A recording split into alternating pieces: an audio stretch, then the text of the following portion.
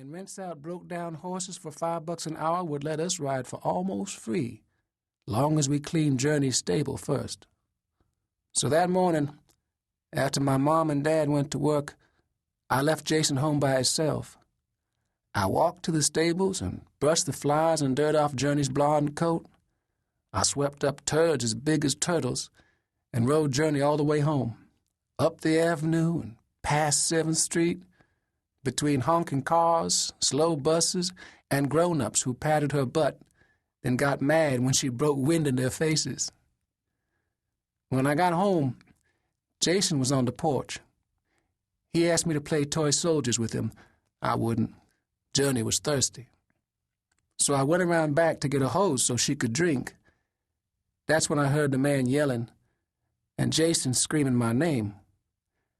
I ran to the front of the house. The boy chased the man up our steps and onto our porch.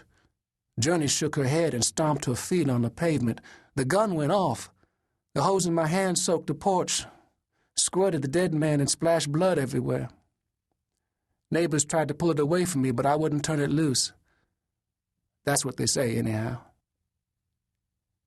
After Jason was gone, I saw a psychologist for 6 months. But my father didn't like that, so I quit going. "You a man, not no sissy baby girl," he said, when he found me one day behind the couch crying. My mother got mad at him. "I'm going to cry over my baby boy till I die," she said, hugging me. "Guess man here's going to cry a while, too." My father used to be in the Army, so he don't cry much. And he don't want no boy crying all the time, neither. That's what he tells me, anyhow. A week ago, my mother told my father I needed help. "We all do," she said, sitting down on the living room floor next to me. "It's been nearly 2 years since Jason died, and it hurts like it happened this morning." My father stood behind his favorite brown leather chair. "I don't need no help. And him," he said, pointing to me, "ain't nothing that mama's boy needs but a good old-fashioned butt-kicking." I am not a mama's boy, but since Jason died, that's what my dad calls me. "People die," he said. "Little people die too. Get over it." My mother jumped up. Her knee knocked me in the chin. I held my mouth because I bit my tongue and I didn't want her feeling bad about that. "So you're over it, huh?" she said, running up to the window and pulling back the white curtains. "Yeah, right," she said, holding on to the heavy iron bars that cover every window and door in our house. My mother walked past my father and unlocked the drawer to his desk. She picked up his .38 and stuck her arm high in the air like she does when she's hailing a cab. Then she reached in the drawer with her other hand and pulled out a rusty hunting knife big enough to cut your arm off. "He cries," she said, looking at me and pointing the gun at my father. "But you. "Shut up, Grace. I'm warning you." My mother kept talking. Next thing I knew, my father was pulling his gun and knife out of her hands and locking them back in the drawer. She hugged him from behind. "He didn't deserve to die. He was sweet and smart and gave hugs when you—" My dad covered his ears with his hands. "Grace?" She ran to the window and yelled out, "You killed us too. We look like we still alive, but we dead, rotten inside." She punched her flat stomach, bit down on her arm. J. My father shook her. "Don't say his name. Don't ever." My mother's eyes are big red circles with black bags under them that won't go away since Jason died. "He's going to be 9 in a few months," she said. "We have to make a cake. Buy him something special." My dad spit at the trash can. Some made it in. The rest stuck to the outside like a slug. "A dead boy don't need no presents. I told you that last year." We always get cakes on our birthdays, and we always sing songs and make the day extra special. Not just for me and Jason, but for my mom and Dad, too. My mother says it wouldn't be right to leave Jason out now. So she gets him presents he can't open and makes him cakes he can't eat. My dad says what my mother never wants to hear.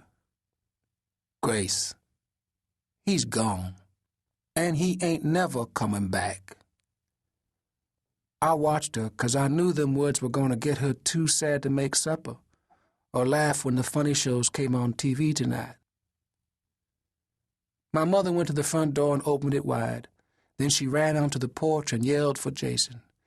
My dad ran after her, but by the time he got there, she was on her knees picking up little green soldiers we find on the porch sometimes, but can't figure out just how they get there. She stomped her feet.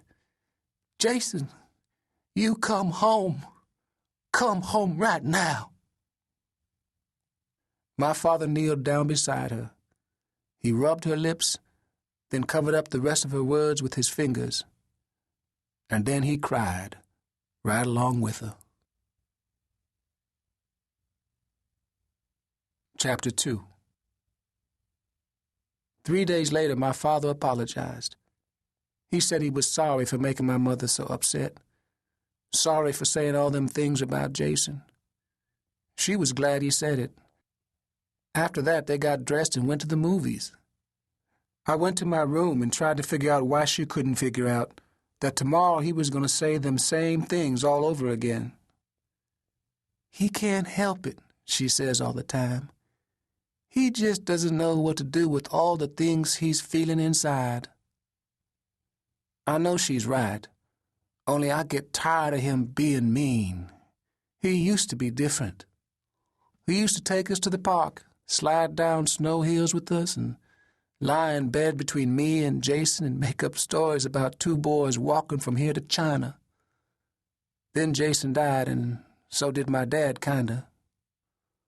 One time, when my mother and him were arguing about the way he treated me, she made me go get some of Jason's things. I walked over to the middle bookshelf and picked up Jason's lunchbox, the one he had in his hand that day he got killed. "Give it here," my mother said. She opened it, took out the note. "Daddy loves you." My father snatched the napkin out of her hand and tore it up. My mother pointed to a Buster Brown shoebox sitting way on top of the bookshelf. "I still got the rest," she said, talking about the other notes my dad had put in Jason's lunchbox. "Have a nice day," they'd say. "Meet me after school for coffee," he'd write. Only he never gave Jason real coffee, just grape juice in a coffee mug. "Us men have to have something strong now and then," he'd say. That always made Jason laugh. I got notes every day, too, when I was Jason's age. But when I turned 9, they stopped. My father took me to the yard right after my birthday party that year and burned them. "What's between a father and a son," he said, putting one hand on his heart and the other on mine, "can't be burned by fire, washed away by water, or destroyed with human hands." He squeezed me so hard I couldn't breathe. Then he gave me a note. The same note he gives me every year on my birthday. "What we have is forever," it says. When I was 10, I got to hold on to the note for 10 hours. At 13, I kept it for 13 hours. When my time's up, I give it back to him until my next birthday. I always liked getting that note, but I don't believe it no more. Chapter 3. I don't want to go to school no more, but I go, and I put out the trash every Wednesday night, shovel the pavement when it snows, walk my mom to the corner store when it's dark out, and clean up the house without nobody even asking. I started doing everything right once Jason died, 'cause my mom couldn't take no more trouble. Only the closer it gets to his birthday, or the day he was shot, the more I can't do like I promised her, make it so she never got a reason to cry over me, too. The only one who knows how I really feel about stuff is Kee-lee. We walk to school together, We teased Keisha, a girl Keisha.